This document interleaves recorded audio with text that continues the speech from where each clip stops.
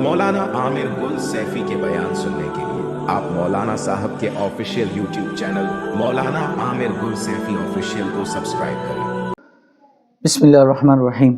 लाहौर से एक हमारे दोस्त हैं अब्दुल्ला साहब, और उन्होंने ये सवाल किया, क्या इस्लाम में पसंद की शादी करना जायज़ है?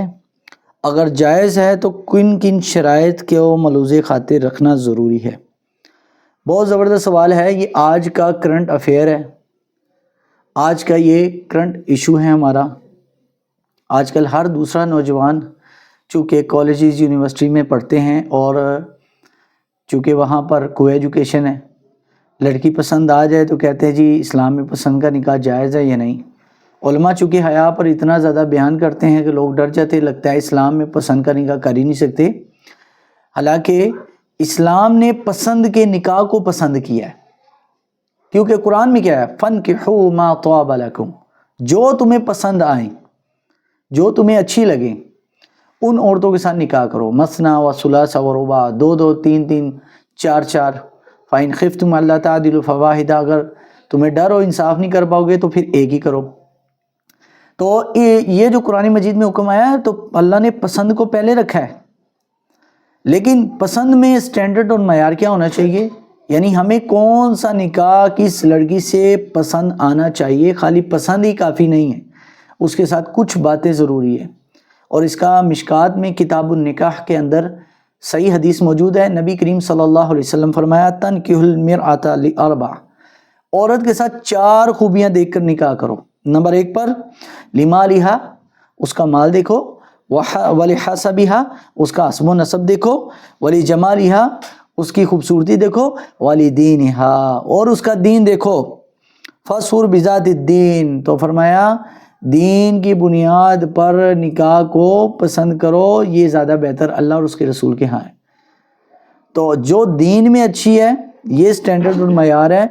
चार चीज़ें वैसे देखनी चाहिए, ख़ानदान उसका देखना चाहिए, उसका माल देखना चाहिए, और उसका जमाल यानी खूबसूरती देखनी चाहिए, और चौथी चीज़ उसका दीन। और दीन की वजह से निकाह जो होता है वो उसमें ज़्यादा बरकत होती है। आजकल बहुत देखा जाता है कि अगर लड़की बाहया हो, शर्मो हया वाली हो, बापर्दा हो, तो आजकल के ये जो जितने भी जो हैं को एजुकेशन में के निज़ाम में सिस्टम में रहने वाले लड़के हैं, वो ऐसी लड़कियों को पसंद नहीं करते। हालांकि वालिदैन को पसंद आ रही होती है, लड़का कहता है नहीं ये मेरे साथ सजेगी नहीं, ये मेरे साथ जचेगी नहीं, ये जो है लोग क्या कहेंगे कि ये बुर्का पहनती है। हालांकि बुरके वाली खातून को अल्लाह के रसूल सल्लल्लाहु अलैहि वसल्लम ने पसंद किया है मुसलमान के लिए, और कुरान का ये फैसला है। अब वो लड़का क्यों नहीं पसंद करता, उसके पीछे वजह ये है ऐसी लड़की को कि लोग उसको कहेंगे कि तेरी बीवी पर्दा करती है, तेरी बीवी बुरखे में रहती है। और कुरान का ये वाज़ेह फैसला है, अल खबीसातु लिल खबीसीन, खबीस मर्दों के लिए खबीस औरतें, और खबीस औरतों के लिए खबीस मर्द। तो अगर लड़का ऐसी दीनदार लड़की को पसंद नहीं करता तो इसका मतलब लड़का खबीस है और लड़की नेक है। अल्लाह ताला ने उसके पर्दे और दीनदारी को ऐसे खबीस से उसको जान छुड़ा दी। और अगर लड़का दीनदार है और लड़की आज़ाद ख्याल है, तो लड़का ऐसी लड़की को पसंद नहीं करता, उसे निकाह का इनकार कर देता है।